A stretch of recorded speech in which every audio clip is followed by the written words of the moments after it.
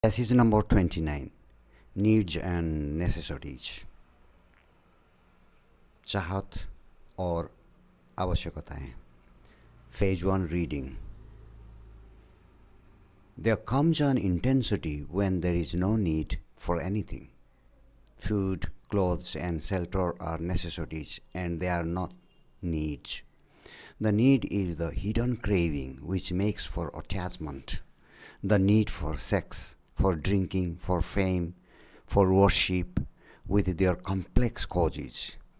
The need for self fulfillment with its ambitions and frustrations. The need for God, for immortality. All these forms of need inevitably breed that attachment which causes sorrow, fear, and the ache of loneliness. The need to express oneself through music, through writing, or through painting, and through some other means makes for desperate attachment to the means. A musician who uses his instrument to achieve fame, to become the best, ceases to be a musician. He does not love music, but the profits of music. We use each other in our needs and call it by sweet sounding names. Out of this grows despair and unending sorrow. We use God as a refuge, as a protection, like some medicine, and so the church, the temple, with its priests, become very significant when they have none. We use everything, machines, techniques for our psychological needs, and there is no love for the thing itself. There is love only when there is no need. The essence of the self is this need and the constant change of needs and the everlasting source, from one attachment to another, from one temple to another, from one commitment to another. To commit oneself to an idea, to a formula, to belong to something, to some sect, to some dogma, is the drive of need, the essence of the self, which takes the form of most altruistic activities. It's a cloak, a mask. The freedom from need is maturity. With this freedom comes intensity, which has no cause and no profit. Phase 2 Translation into Hindi. There comes intensity when there is no need for anything. एक तीव्रता तब आती है जब किसी चीज़ की चाहत नहीं होती है. Food, clothes and shelter are necessities and they are not needs. भोजन, वस्त्र और आवास आवश्यकताएं हैं और ये चाहत नहीं है. The need is the hidden craving which makes for attachment. चाहत छिपी हुई लालसा है जो आसक्ति को जन्म देता है. The need for sex, for drinking, for fame, for worship, with their complex causes. The need for self-fulfillment with its ambitions and frustration. The need for God, for immortality. Sex की, मद्यपान के लिए, प्रसिद्धि के लिए, उनके जटिल कारणों के साथ पूजा के लिए चाहत, अपनी महत्वाकांक्षाओं और कुंठाओं के साथ आत्मपूर्ति की चाहत, अमरता के लिए ईश्वर की चाहत आदि आदि.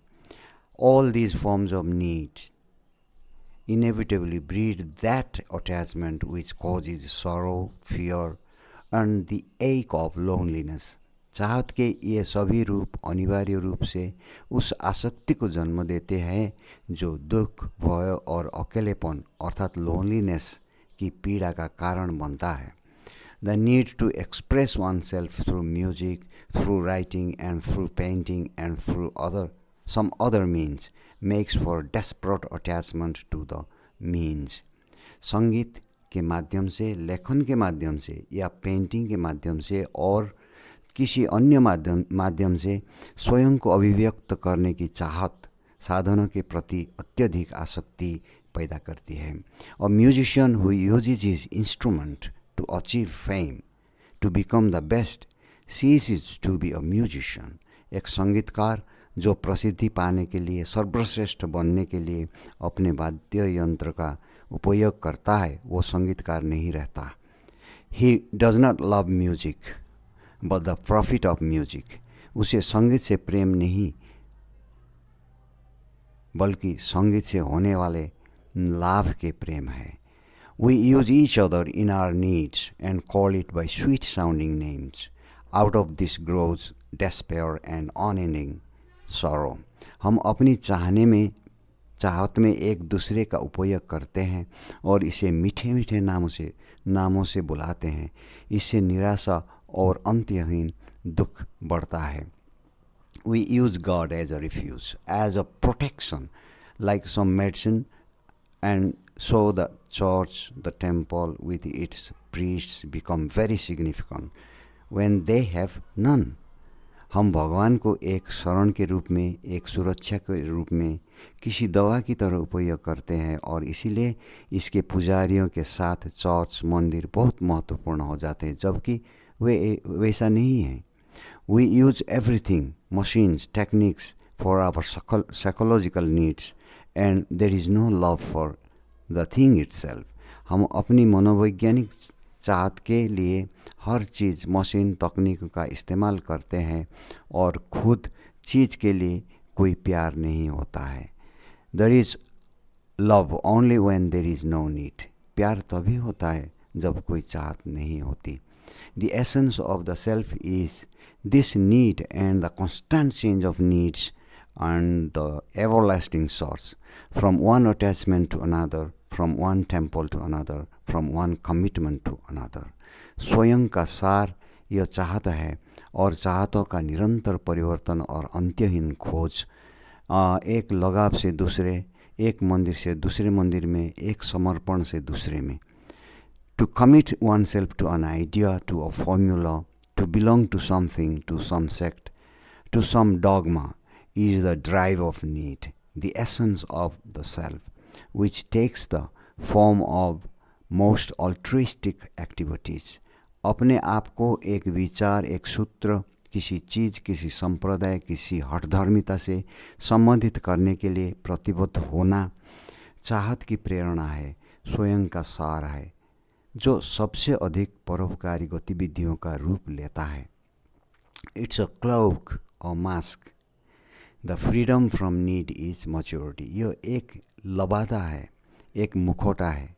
चाहत से मुक्ति परिपक्वता है. With this freedom comes intensity which has no cause and no profit. इस स्वतंत्रता के साथ आती है एक तीव्रता, प्रबलता, जिसका कोई कारण नहीं है और कोई नाफा नहीं है. Phase 3, comprehension. Question number 1. What is the main point that the author is making about need? लेखक चाहत के बारे में मुख्य बात क्या कह रहा है? The author is making the point that need is the root of suffering.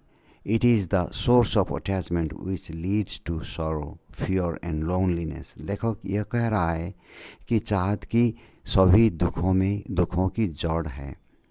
चाहत यह लगाव का स्रोत है जो दुख, भय और अकेलेपन अर्थात लोनलेस की ओर ले जाता है. Next question. What is the difference between need and necessity? चाहत और आवश्यकता में क्या अंतर है?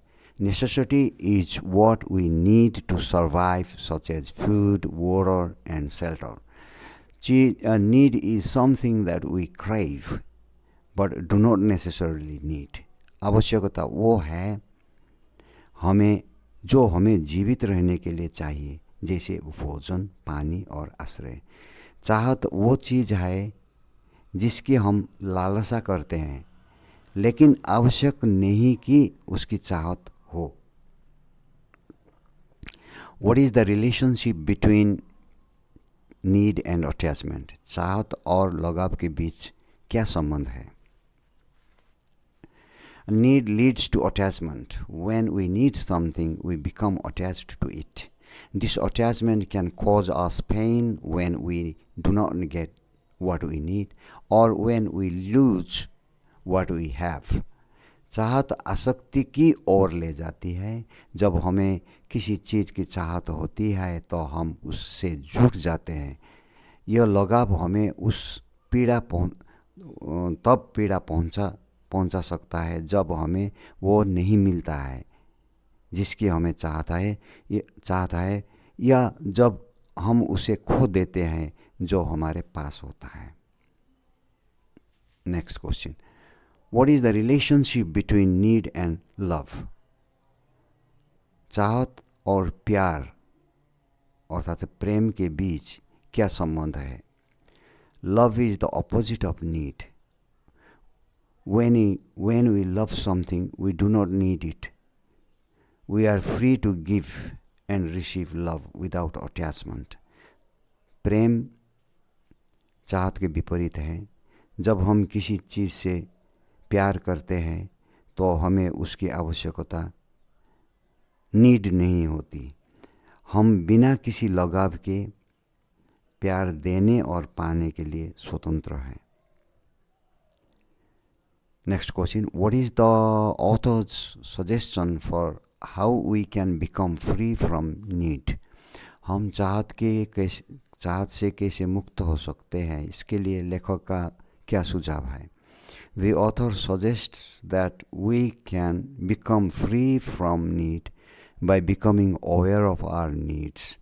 When we are aware of our needs, we can begin to let go of them.